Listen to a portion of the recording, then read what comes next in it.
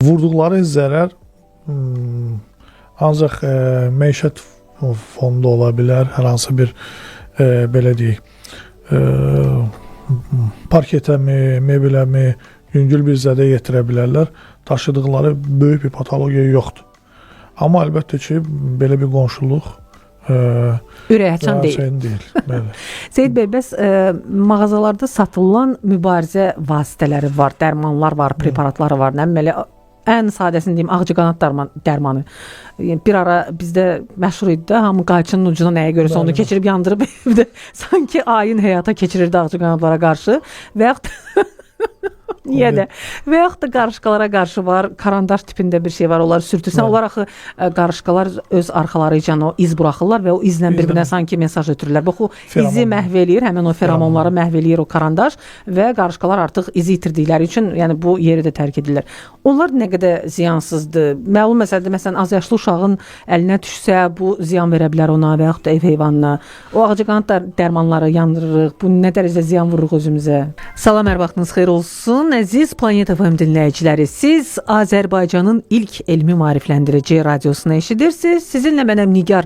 Zaman maşında bu andan etibarən səyahətimiz başlayır və bugün elə maraqlı bir mövzuda danışacağıq ki, adətən bu mövzu haqqında çox da geniş danışılmır, amma danışmağa məcburuq. Nəyə görə?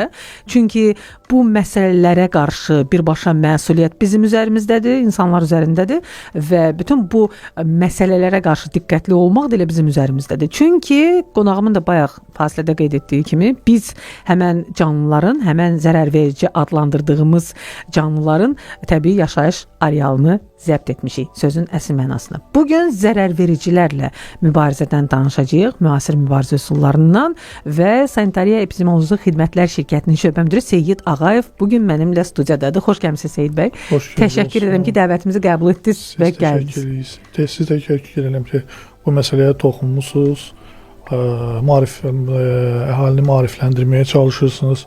Bəli, bayaq vurğuladığınız kimi çox bir vacib bir məqamdır. Burada şəxsi insanların, əhalinin özündə yanaşması çox vacibdir. Nə qədər çox maariflənsələr, bu haqda məlumatları geniş olsa, daha da sıx-sıx düşünürəm ki, bu xidmətə, bu növ xidmətə müraciətləri daha çox olar. Elə ən birinci bu sualdan başlamaq istəyirəm ki, bir müddət əvvəl də internetdə bir mem kimi dolaşırdı bu. Tarakanlar hara yoxa çıxıb?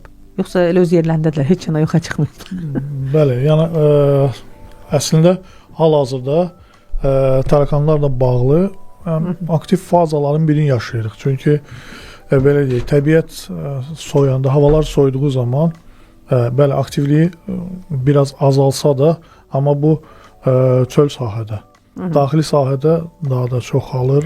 Ələxüsus istilik varsa, belə deyək, 17-18 dərəcədən yuxarı istiliyi mövcudsa, tarakanın yaşaması üçün, inkişaf etməsi üçün bir mühitdir.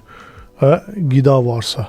Burada da bilirsiniz ki, həm belə yaralı yer yaşa məsələlərdir bundan bağlı. Bəli. Çünki ən nəzarətsiz, kontrolsuz o sahədir. Orada yaşa məsələnin şəxsən heç birinə bu məsələdə toxunmuram. Sadəcə tam kontrol etmək də biraz çətindir.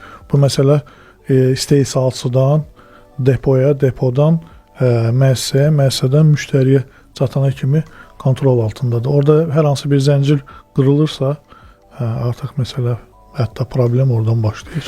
Seyid bəy, belə deyim də, yəni nəzərə alsaq ki, Planet FM canlıları, təbiəti sevirik biz və istənilən, yəni biomüxtəlifliyin istənilən nümayəndəsinə qarşı həssaslıqla yanaşırıq, bunu da təbliğ edirik və tarakanlara qarşı mənim şəxsi qərəzliyimi bir tərəfə qoysaq, gəlin etiraf edək ki, tarakanın heç bir təqsiri yoxdur ki, biz onun üçün, yəni bizim üçün əslində natəmiz olan, onun üçün isə çox gözəl bir şərait yaratmışıq. Onun təbii yaşayış mühiti, o bizim qida qalıqlarımızla qidalanır, mən belə başa düşdüm.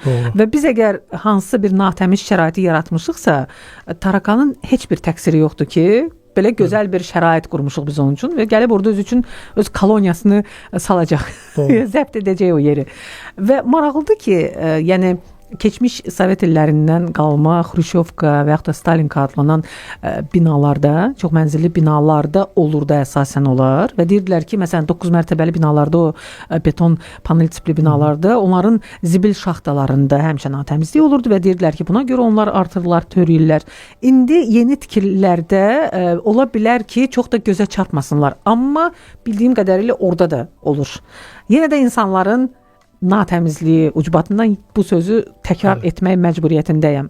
Neyək ki, biz o zərərvericilər həm öz təbii mühit, çünki biomüxtəliflik üçün, təbiət üçün, hətta bizim ən zərərli bildiyimiz canlı belə vacibdir. Təbiətdə o varsa, deməli vacibdir ki, var. Biz onu sadəcə boş-boşuna məhv edə bilmərik. Amma nə edək ki, onlar olmasınlar da, yəni insanla bərabər yaşamasınlar. Yoxsa mümkün deyil, yəni bizim təbii mühitimiz olduğu kimi onların da təbii mühiti var. Doğrudur, yəni zaten onların təbii mühitidir. Amma insanın da yanaşması doğru olarsa qorunma mümkündür. Tam 100% qorunma əlbəttə ki, bu qapalı bir məkan olmalıdır. Nə hava daxil olan, nə işıq daxil olan. Amma elementar sanitar qaydalarına, gigiyenik qaydalara riayət olunsa, əlbəttə ki 80-90% nəticə əldə eləmir. Yerdə qalan 10%, 20% artıq ondan qorunmaq üçün müxtəlif vasitələr var. Onlar yardımcı ola bilər. Amma bildirdiyim kimi yəni 50-80% bu daxili sahədə gigiyenik qaydalara, sanitar qaydalara riayət eləməkdir. Burada zibili vaxtında çıxartmaq, belə deyək, axşamdan yağlı qablar saxlamamaq səhərə, ondan sonra hətta kanalizasiya sistemlərində, belə deyim, illər ötdükcə bir müəssisə artıq köhnəldikcə müəyyən bir texniki problemlər başlayır yaşamağa. Onlardan biri də trapların, ondan sonra sifonların qaydalara uyğun olmamağı. Burada nədir? Traplar, misal üçün, yağ tökülür, traplar ildən ilə tutulmağa başlayır. Ümumiyyətlə, yağı ora tökmək düzgün deyil. Qətiyyən, bəli. Onun üçün də xüsusi yağ tutucular var ki, binanın inşaatında nəzərdə tutulsaydı yağ daha yaxşı olardı, onun quraşdırılması. Amma sonradan bu şəxsin məsuliyyətə girir. Ya da ki, Seyid bəy, düzgün utilizasiya qaydalarına görə ümumiyyətlə işlənmiş yağları toplayıb təhvil vermək lazımdır. Bunu hətta əhalidən alan müəssisələr də var. Onlar daha sonra həmən yağdan, nə bilim, müxtəlif yuyucu vasitələr istehsal edirlər, yanacaq istehsal edirlər. Sadəcə bu mədəniyyəti formalaşdırmaq lazımdır. Burada vurğuladığım, belə deyək ki, o fridən çıxan yağlar deyil, sadəcə qablardan yuyulma zamanı. Yəni yağlı tavadan məsələn. Bəli. Kanalizasiya axan yağlardan, onların belə. O kanalizasiya tutulduqdan sonra o xadimələr, orada işləyən xanımlar trapın klapanları var, obratный klap. Onu çıxardırlar ki, rahat su axımını yaratmaq üçün və ondan sonra problem başlayır. Birbaşa kanalizasiya sisteminə açıq yol yaranır. Oradan drazofil də gəlir, kanalizasiya milçəkləri, ondan sonra tarakanlar, hətta gəmiricilər də daxil olur müəssisəyə.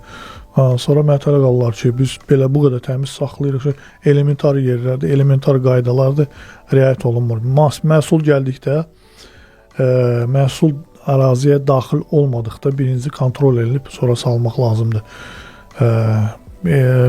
Qrubu kontrol, belə deyək ki, kobud nəzarət, çünki əlbəttə ki, mikroskopik misal üçün süfrələri zadı görməmək mümkündür və yaxud hətta meyvələrin artıq qabığında mövcud olan süfrələri görməyə bilərlər. Elementar yumurta daxil olduqda onun içində gəmirici daxil ola bilər, hər hansı bir aşaratda, qarobkalar, qutuları. Onları kontrol edib sonra məhsulu müəssisəyə daxil edir. Çünki onu məhsulu daxil elədikdən sonra o müəssisəyə düşürsə, onu burada bir məqam da var, onu vurğulamaq istəyirəm. Hər dəfə iclas keçirəndə işçilərimizlə bildirəm ki, siz düşünün ki, bizi dəvət eləyirlər məsələni deyil, artıq problemi həll eləməyə. Çünki məsələ yarandıqda hamı kustar üsullara əl atır, özləri həll eləməyə çalışır, hər hansı bir marketdən əldə elədiyi vasitə ilə falan artıq bacarmadıktan sonra başlayırlar axtarmağa hər hansı bir şirkətə müraciət. Artıq problemə dönüb o məsələ. Hətta o kurslar üsulla əldə etdiyimiz vasitələrin, indi birazdan o məsələyə də toxunacaq. Onların istifadəsində xüsusi təlimatı var. Yəni qapalı məkanda onu istifadə etmək olmaz. Siz əgər evdəsinizsə, evdə az yaşlı uşaq varsa, hər hansı bir qidanın üzəri açıqdırsa ondan istifadə etmək olmaz. Çünki o toksik maddələr var və siz zəhərlənə bilərsiniz. Hər hansı bir canlıya pis təsir göstərsə, sizə də əgər ev heyvanınız varsa, ümumiyyətlə, yəni diqqətli olmaq lazımdır bütün bu məsələlərdə. Və Seyid bəy, mən fikir vermişəm, indi qloballaşma və internet sosial şəbəkələr dövrüdür. New York sakinləri əsasən bunu edirlər. Bax, trapları, daha sonra su, belə deyim də, nə deyirlər, çanaqlarının, o traplarını, ağzını həmişə bağlayırlar nəyinənsə və mən həmişə maraqlı idi mənə ki, və adətən belə videoları alt yazı ilə yazırlar ki, New York sakinləri yaxşı başa düşər. İstər ingilis dilində olsun, istər digər dil.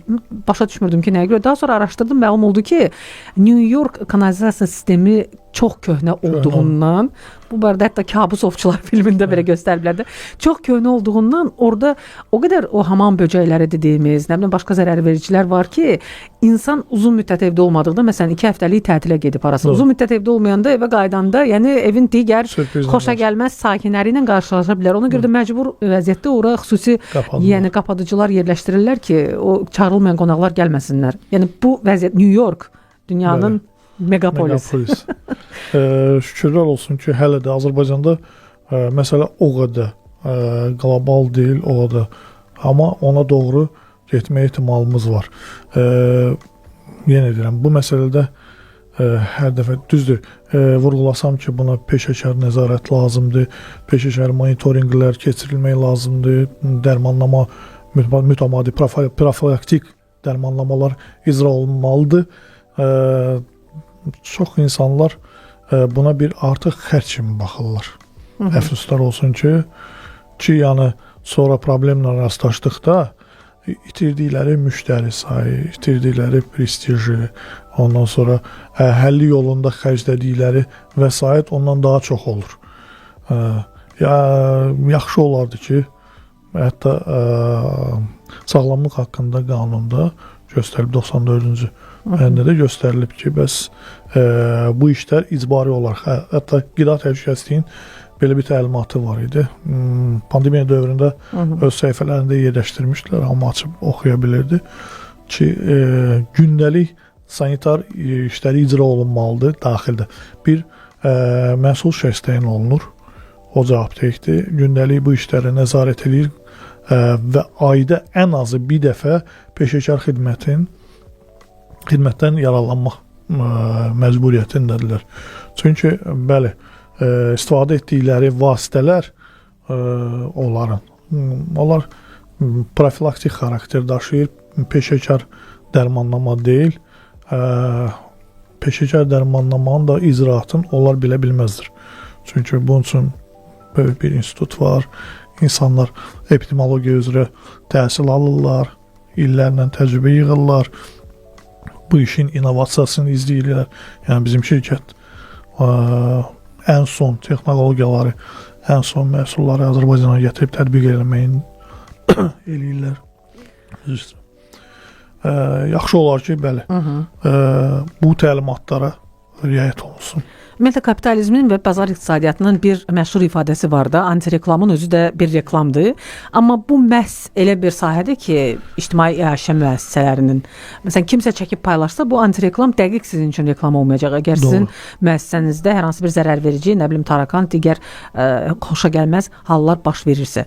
Birazdan bu mövzu ətrafına geniş danışacağıq əziz dinləyicilərimiz. Hansı zərərsiz, insan üçün zərərsiz olan vasitələrdən istifadə olunur? Ümumiyyətlə, dezinfeksiya nədir? Dezinseksiya nədir? Və deratizasiya nədir? Bunlar fərqli anlayışlardır. Bütün bunlar barədə birazdan Sanitariya Epidemioloji Xidmətlər Şirkətinin şöbə müdiri Seyid Ağayevlə söhbətimizi davam etdirəcəyik. Kiçik bir fasilə, dalğanı dəyişməyin, qayıdırıq. Əziz dinləyicilərimiz, bugün Sanitariya Epidemioloji Xidmətlər Şirkətinin şöbə müdiri Seyid Ağayevlə biz başa düşdüyünüz kimi zərər vericilərə qarşı mübarizədən danışırıq və Seyid bəy, dezinfeksiya, dezinseksiya, deratizasiya. Bunlar nədir? Mən bunlardan dezinfeksiya sözü düşünürəm ki, hamıya tanışdır və dezinfeksiya belə təxmin edirəm ki, həşəratlara qarşı, oradakı latın mənşəli sözə görə belə təxmin edirəm ki, həşəratlara qarşı mübarizədir. Bunların hər birinin zəhmət olması ayrı-ayrılıqda izah edəsiniz ki, dinləyicilərimizin də xəbəri olsun. Bəli. Demək, epidemiologiyada əsas 3 mübarizə vasitəsi mövcuddur. Bunlar əsasdır, yəni tanınmış, tez-tez tətbiq olunan dezinfeksiya, dezinseksiya, deratizasiya. Dezinfeksiya patogenlərə qarşı, yəni virus, bakteriya, göbələk onların yayılmasına qarşı mübarizə vasitəsidir. Yəni məsələn, orta məktəbdə olur, sinifdə hansı bir uşaq su çiçəyi çıxarıbsa, dezinfeksiya tədbirləri həyata keçirilir ki, digərləri yoluxmasın. O da ki, belə deyək, onun özü belə müxtəlif sahələrə bölünür. Yəni bu dəqiqə onu ikisinə toxunsam, misal üçün təmas xarakteri zarajen, yəni yoluxma, bir də ki hava kapilyar vasitəsilə, hava damcı üsulu. Damcı üsulu ilə yoluxma. Onlar orada da tətbiq olunan preparatlar fərqlidir. Yəni onun üçün yəni peşəkar xidmətə müraciət olunmalıdır. Bəli, xlorla bayaq fasilədə danışdım. Xlor təsir edici vasitələrdən biridir. O elementar birləşmədən biridir. Yəni bu mübarizə vasitələrindən biri. Xlor, necə xlor? Seyid bəy, istəyirəm bunu da aydınlaşdıraq. Məsələn, xlor məhlulu yəqin ki, təmiz xlor insan üçün də zərərlidir. Yəni biz zərər vericiləri məhv ediriksə, insanları da düşünək. Xlor əhəngi qatılır, əhəngindən istifadə olunur. Yəni toz halında olan. Bəli. Onun bayaq dediyim kimi, əgər maye halında olduğu halda artıq onun tərkibində maye var və kanalizasiyaya tökdüyünüz zaman orada maye kanalizasiyada olan sirkab suların obyomu çox böyükdür. Həcmi çox böyükdür. Onun üçün hər hansı bir yüksək nəticə əldə etmək mümkün deyil. Sadəcə orada yaşayan canlılara dirençlik yaradacaqsınız. Onlar artıq bu xlorlu mühitə öyrəşməyə çalışacaqlar. Orada sağ qalmaq uğrunda mübarizə başlayacaq.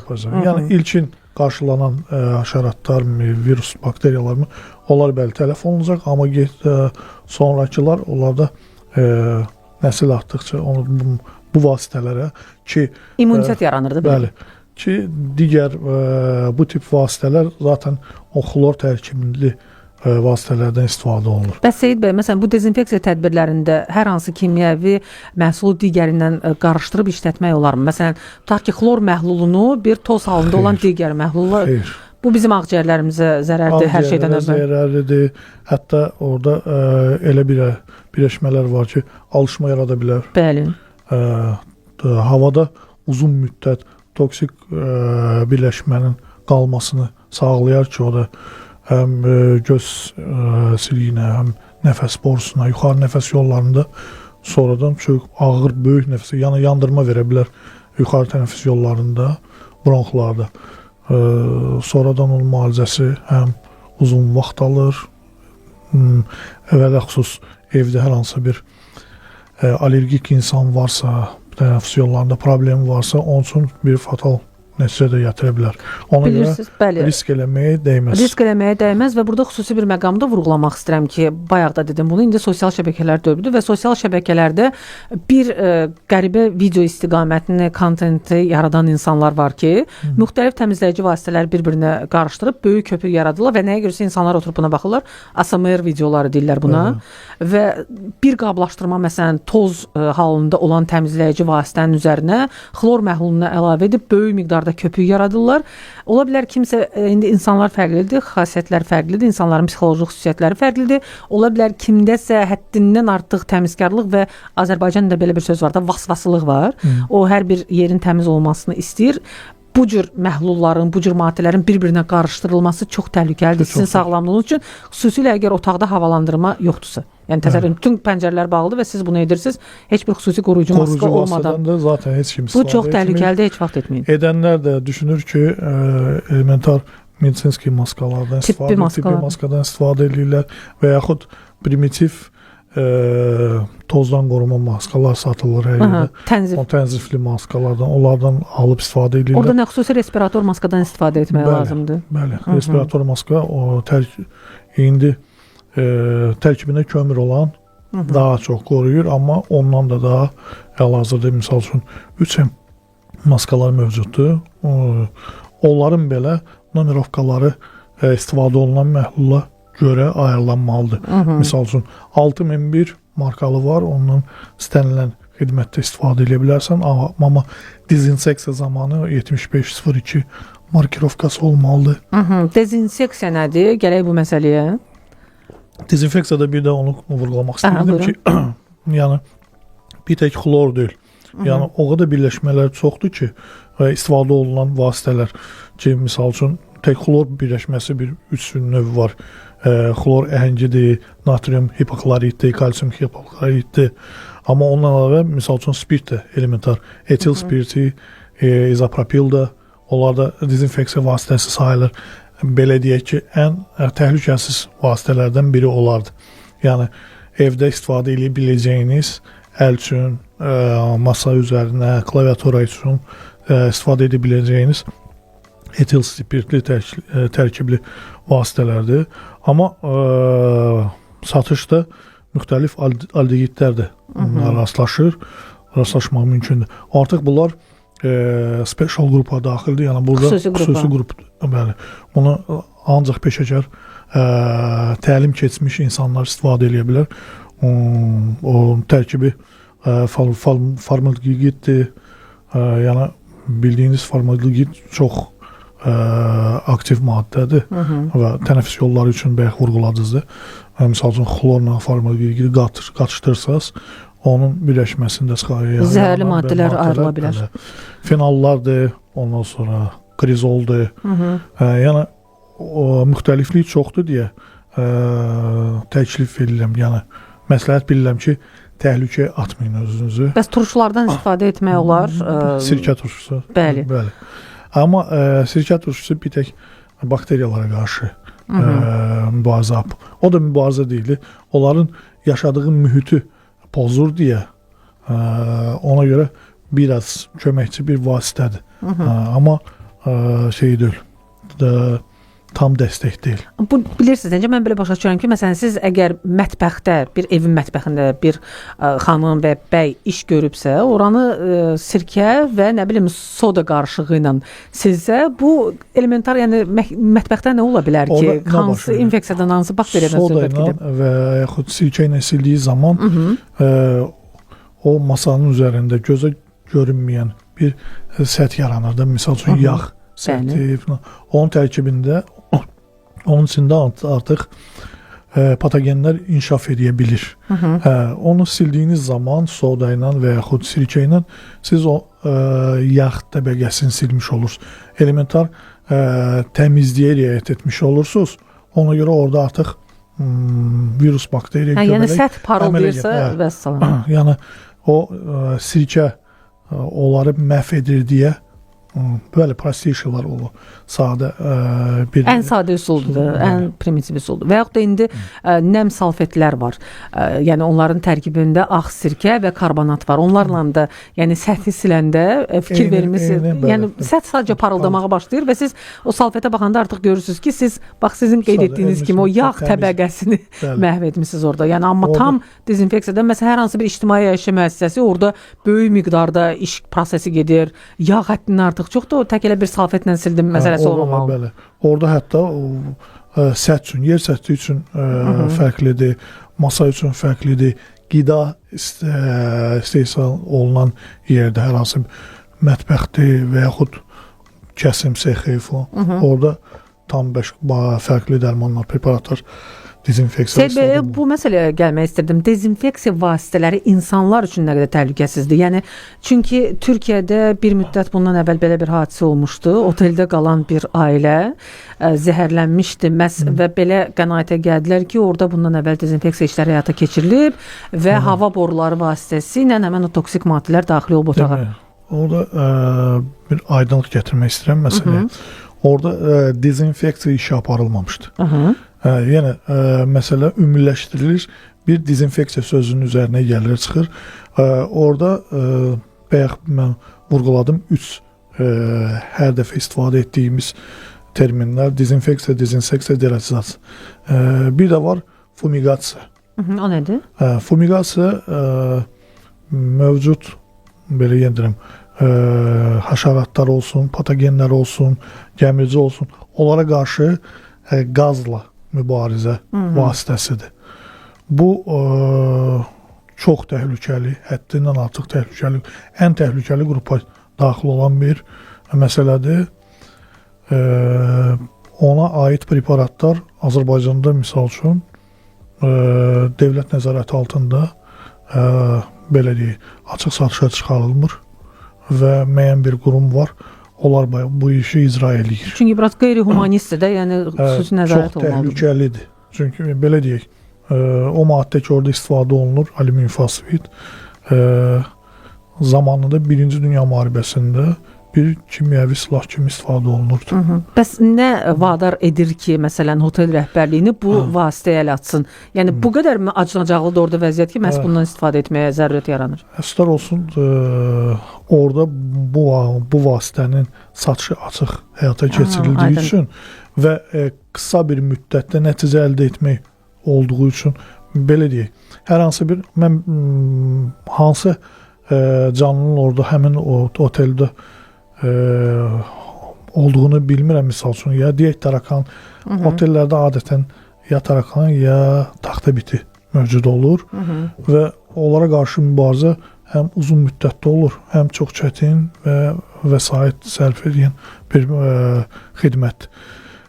Amma o həmin o vasitə, hansı ki tətbiq olunmuşdur Türkiyədə, o bir qısa bir müddətdə yüksək nəticə verə biləcək bir vasitədir. Ona görə vaxt itirməsinlər deyə səhlənkarlıq, elementar səhlənkarlıq qısa bir varianta əl atıblar, amma təhlükəsizliyini düşünməyiblər. O qaz çox toksikdir, istənilən xırda, belə deyək, onu istifadə edirlər adətən taxıllarda. Taxılın tərkibində olan zərərvericiləri məhv etmək üçün yeganə vasitədir ki, yumurtaya belə, lişinkaya belə təsir eləyən vasitədir. Sürfəyə yəni. Süfrəyə belə təsir edici vasitədir. Qaz daxil olur, artıq süfrə də onu məhv edir. Yəni o cür təhlükəli, əlbəttə ki, divardan balaca deşik, çat olsa oradan da digər otaqlara, otelə, havalandırma sistemi ilə çillərdən də hər yerə dağıtma ehtimalı var. Yəni bu tip vasitəyə deyirəm, çox təhlükəli və Azərbaycanda nəzarət altında müəyyən bir qurum tərəfindən həyata keçirilir. Yalnız onlar tərəfindən. Bax, taxta biti və tarakanlarla necəkdir? Tarakanlarla hər şey aydındır artıq mənə. Onlar natəmizliyə gəlirlər və bizim təqsirimizdir ki, tarakanlar mövcuddur ümumiyyətlə bizim yaşayış məskənlərimizdə, yaşayış yerlərimizdə. Taxta bitilər bəs nəyə gəlirlər? Yəni onlar da səhv etmirəmsə insan qanı ilə qidalanırlar. Bəs onlar nəyə gəlirlər? Həm taxtanı yeyirlər, həm insan qanı ilə qidalanırlar. Müəyyənləşdirsinlər də artıq öz qida rasionlarını. Taxta biti dedikdə o yaşadıqları areal, yəni yataq dəstidir, onun tikiş xəttləri yumuşaq, pamıq olan şey, amma bəli qidası qandır. Qandır, münbit şərait yarandıqda onlar inkişaf edə bilirlər. Münbit şərait nədir olar ki? Məsələn, rütubətdir, yoxsa nədir, nəyi sevirlər olur? Bəli. Yoxsa insanı sevirlər eləməz? İnsanın qanına görə və bədən hərarətinə görə tapırlar. Eyni ilə məsələn pişiklərdə, itlərdə olan bitlər kimi, yəni onların bədən hərarəti yüksəkdir deyə özləri üçün komfort şərait tapıb burada yaşayırlar. Onlar daha yüksək temperatura, misal üçün pişik, it, biti insana düşmür. Bəli. Çünki insanda yaşaya bilmir, insan temperaturu 40 dərəcədən aşağı olduğu üçün onlara 40 plus lazımdır. Pişiklərdə, itlərdə 42 və yuxarıdır. Amma bunlar üçün o vacib deyil. Bunlar üçün belə deyək, otaq temperaturu, yüngülvari rütubət və insanın mövcudluğu. Düzdür, uzun müddət qansız da yaşaya bilirlər, qala bilirlər. Belə deyək, düzdür. Doğru olmaz ona anabiyoz demək, amma anabiyoza bənzəri bir həyat sürə bilirlər uzun müddət qidalanmadan. Amma insan gəldiyi zaman dərhal inkişafları var. Gün ərzində səhv etməmsə neçə 100 yumurta qoyurlar. 48 saat sonra yumurta açılır və bir həftə sonra peyda olunan o yeni bitlər yana reproduktivdir. Onlar da sonra nəsil artıra bilir. Ona görə həm mübarizə çətindir. Çünki yenə deyirəm, müxtəlif yanaşma istəyir. Bir tək kimyəvi vasitə ilə mübarizə aparmaq çox çətindir onunla. Əcəb şəkilmiş. Seyid bəy, indi bizim cəmi bir reklamlıq fasiləmiz var. Daha sonra qaydırıq. Bu tarakanlar mövzusuna bir məsələ var tarakanlarla bağlı. Onu aydınlaşdırmaq istəyirəm ki, bu mifdir, yoxsa elmi fakt?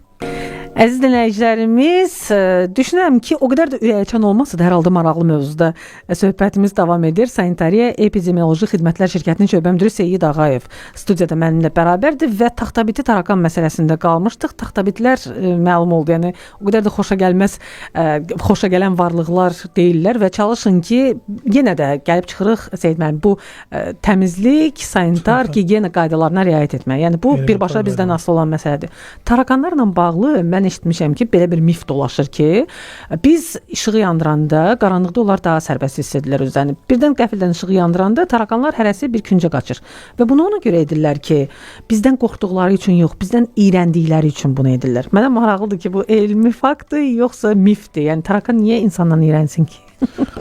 Biz onlardan iyrənirik sözünüzü. Əslində qalsa, düşünürəm ki, bu doğrudan da mifdir. Çünki məntiqlə düşünsək, elmi tərəfini qoysaq qırağa, əgər tarakan insandan iyrənmiş olsaydı, insanın qalıqları ilə qidalanmazdı. İnsan əl toxunduğu bir qidaya yaxınlaşmazdı. Yəni, düşünürəm, yetərincə bir mifdir bu. İnternetdə də hamı sərbəst istədiyi məlumatı yayırlar, istədiyi, amma düşünürəm, heç bir elmi əsası yoxdur onun. Seyid bəy, bax, qarışqalar haqqında da danışmaq istəyirəm. Qarışqalar bilirik ki, yer kürəsinin, canlı təbiətin, biomüxtəliflikdə çox vacib rol oynayan canlılardır. Sanitardır. Bəli, sanitardılar sözün əsli mənasında, amma bəzən olur ki, evi qarışqa basır və onların növü də fərqlidir. Yəni qarışqalar baxanda hətta gözlə belə fərqləndirmək mümkündür ki, çox iri qarışqalar var, onların bizimlə işi yoxdur, torpaqda özləri üçün, yəni öz mikrodünyalarını quruyub yaşayırlar. Evdə isə bəzən görürsünüz ki, sarı qarışqalar olur. Özdə onlarla mübarizə aparmaqda çox çətin olur. Bax, həmən o sarı qarışqalar var ha. Onlar zərər vericidir, yoxsa elə digər qarışqalar qədər faydalıdır təbiət üçün, onu bilmək istəyirəm. Evdə mövcud olan o sarı qarışqa dediyimiz termitlər sayılır. Termitlər ağacda yaşamırdı, yəni evdən? Yox, bunlar da termit növünədir, yəni növündən biridir. Onlarla mübarizə doğrudan da çox bir çətin mübarizədir. Vurduqları zərər ancaq məişət fonda ola bilər, hər hansı bir belə deyək, parketəmi, mebeləmi, yüngül bir zədə yetirə bilərlər. Daşıdıqları böyük bir patologiya yoxdur. Amma əlbəttə ki, belə bir qonşuluq ürəkaçan deyil. Seyid bəy, bəs mağazalarda satılan mübarizə vasitələri var, dərmanlar var, preparatları var. Ən sadəsini deyim, ağcaqanad dərmanı. Bir ara bizdə məşhur idi də, hamı qayçının ucuna nəyə görürsə onu keçirib yandırıb evdə sanki ayın həyata keçirirdi ağcaqanadlara qarşı və yaxud niyə də? Və yaxud da qarışqalara qarşı var, karandaş tipində bir şey var, onları sürtürsən. Onlar axı qarışqalar öz arxaları ilə o iz buraxırlar və o izlə bir-birinə sanki mesaj ötürürlər. Bax, o izi məhv eləyir, həmin o feromonları məhv eləyir o karandaş və qarışqalar artıq izi itirdikləri üçün, yəni bu yeri də tərk edirlər. Onlar nə qədər ziyansızdır? Məlum məsələdir, məsələn, az yaşlı uşağın əlinə düşsə, bu ziyan verə bilər ona və yaxud da ev heyvanına. O ağcaqanad dərmanları yandırırıq, bu nə dərəcədə ziyan vururuq özümüzə? Demək, o ağcaqanad dərmanları ilə bağlı istənilən dərman preparatı tərkibində zəhərli maddə mövcuddur. Bu bir mənalıdır. Sadəcə onun tətbiqini, dozasını, müddətini və ardıcıllığını nəzarət altında saxlamaq lazımdır. Bəli, o dərman vasitələrdə, onlar da fumiqant sayılır, onun üçün də yandırırlar tüstü buraxırlar. Çox fumigatik qaz formasında, par formasında tətbiq edilməyə çalışırıq ki, belə deyək, ağcaqanad tutan həşəratdır. Bəli, ümumiyyətlə ağcaqanadı istənilən tüstü pis təsir göstərir. Çünki bağda belə ağcaqanadlarla mübarizə üsulu kimi quru otu, yəni budağı yandırırsan və onlar yoxa çıxırlar. Yəni. Ona görə onun tərkibində olan ana maddələr aşağı yuxarı bəllidirlər. Belə deyək ki, mövcud olan indi pestisidlərdir. Onlar da ki, insan sağlamlığına zərərdir. Pestisidlər əsasən kənd təsərrüfatına istifadə olunur zərərvericilərə qarşı. Pestisid ümumi anlayışdır. Ondan sonra onlar bölünür. İnsektisid, misal üçün. Həşəratlara qarşı. Bəli. Amma belə deyim ki, onların ana maddələri hamısı eynidir. Sadəcə tətbiqinə görə, qalıcılıq effektinə görə dəyişir. Misal üçün, eyni hər hansı bir deltametrin desək və yaxud ceperimetrin tərkibli preparatlar. Onlar istər kənd təsərrüfatında, istər pest kontrolda eyni ilə tətbiq olunur. Sadəcə qalıcılıq məsələsi. Misal üçün, alfa ceperimetrin tərkibli preparat var. O ceperimetrindən yaranıb. Sadəcə preparatların əksəriyyəti gün işığına dözümsüzdür. Oksidləşir. Tez oksidləşdiyi üçün o yeni bir preparatdır. Yeni dedikdə hal-hazırda 3-cü nəsil sayılır. Ondan sonra lambda siqalatrin tərkibli preparatları gəlib. Alfa ceperimetrin qalıcılığı, o mikromolekulalı preparatdır. O tətbiq olunduqdan sonra belə deyək, zəhər ifraz etmir. Sadəcə bir mina kimi qalır. Artıq həşərat ona təmas etdikdən sonra kapsula açılır və zəhərləmə başlayır. Təsirini göstərir. Bəs deratizasiya nədir? Buna da aydınlıq gətirək. Deratizasiya gəmiricilərə qarşı mübarizə vasitəsidir. O da gəmiricilər də əsasən siçanlar, siçovullar, bunlar nəzərdə tutulurdu. Bəli, siçan adətən siçan oldu. Çöl sahələrində bu palyovkalardır, xırda gəmiricilər. Çöl siçanları. Çöl siçanları. Qulağı yumru olanlar. Bəli. Daxili sahələrdə insanların yaşadığı mühitdə bu siçovullardır və ev siçanları bildiyimiz.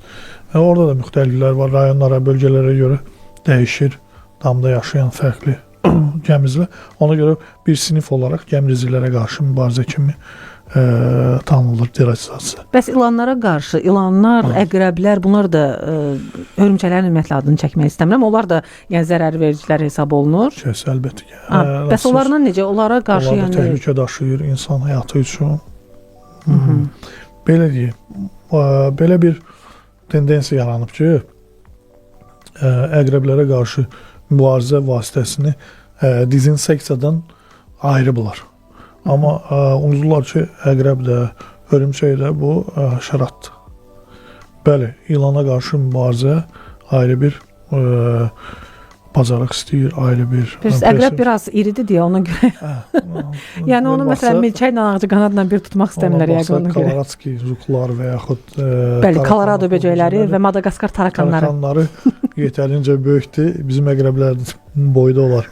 Ona görə mən düşünürəm ki, əqrəblərə qarşı da belə deyək, hörümçəklərə qarşı da dezinseksiya qrupuna daxil olan bir mübarizə. Ümumiyyətlə hörümçəklərə qarşı mübarizə aparmaq lazımdır Seyid bəy. Düzdür, mən onları heç sevmirəm. Amma ki, onların insana ümumiyyətlə zərəri yoxdur. Onlar demək olar ki, görünmürlər də. Heç bir hörümçək gəlib insanın təbii mühitinə birbaşa təmas etmir. Hörümçəklər adətən koloniya şəklində tərk edilmiş evlərdə, bağlarda olurlar, nə bilim, belə xarabalıqlarda olurlar, belə deyim. Onlar da ki, orada bayquşların, filanın, digər quşların təbii yemidir deyə, yəni orada biomüxtəliflik, təbiət öz-özünü tənzimləyir. Məsələn, mən görməmişəm ki, kimin evinə hörümçək bassın, əgər təmizliyə riayət edirsə təbii ki. Bəli, amma hörümçək olmayan, hörümçək tor salmayan hörümçəklər də var. Çox sağ olun. Heç olmasa toru görmək olurdu və bilmək olurdu ki, burada hörümçək var. Təşəkkür edirəm sizə. Onlar da mövcuddur. Amma belə deyək ki, istənilən bir sahədə dərindən monitorinq keçirilsə, dediyiniz o təmiz ev, təmiz məkan, yəni orada da bir hörümçəyi tapmaq belə mümkündür. Minnətdaram sizə. Elə bir dəniliklər var ki, ora əl çatmaz yerlərdir. Orada hörümçəklər öz yuvalarını salır. O hörümçəyin zərəri nədən ibarətdir? O yaratdığı o tor təbəqəsi o üzərinə toz yığır. Toz yığır, ondan sonra o tozun üstündə bakteriya toz genələri inkişaf eləyir, göbələk inkişaf eləyir, nəm toplayır. Yəni bu tip dərindən araşdırsaq, onda ziyanı yetərincə var. Mən sizə təşəkkür bildirirəm. Düşünürəm ki, bu gün kifayət qədər maarifləndik. Hətta lazım olduğundan da artıq həşəratların dünyasına təmas etdik. Sanitariya Epidemioloji Xidmətlər Şirkətinin şöbə müdiri Seyid Ağayev bu gün mənimlə bərabər idi, əziz dinləyicilərimiz. Və Seyid bəy, bizim verilişin ənənəvi sualı var. Əgər zaman maşını ixtira olunsaydı, siz hansı dövrə səyahəti seçərdiniz? Keçmiş zamana gedərdiniz, indiki zamanda qalardınız, yoxsa gələcək sizə daha maraqlıdır? Deməyin ki, alt paleolitə gedərdiniz, çünki deyilənlərə görə onda həşəratlar bizdən də böyük. Böyükdülər. Əlbəttə ki, hər hansı bir canlı kimi mənə də gələcək maraqlandırır.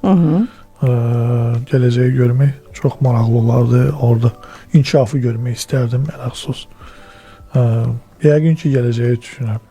Mən ümid edirəm ki, alt paleolitin fəsadlarını görməyəcəyi gələcəkdir. Yəni, nə bilim, sərçə boyda olan ağcaqanadlar və milçəklər görməyəcək. İnanın. Qlobal istiləşməni nəzərə alsaq, ona doğru gedir bilər. Çox sağ olun. Təşəkkür edirəm sizə, əziz dinləyicilərimiz. Ümid edirəm ki, sizə də maraqlı oldu bu söhbət. Yenidən eşidilmək ümidi ilə özünüzə və planetə yaxşı baxın.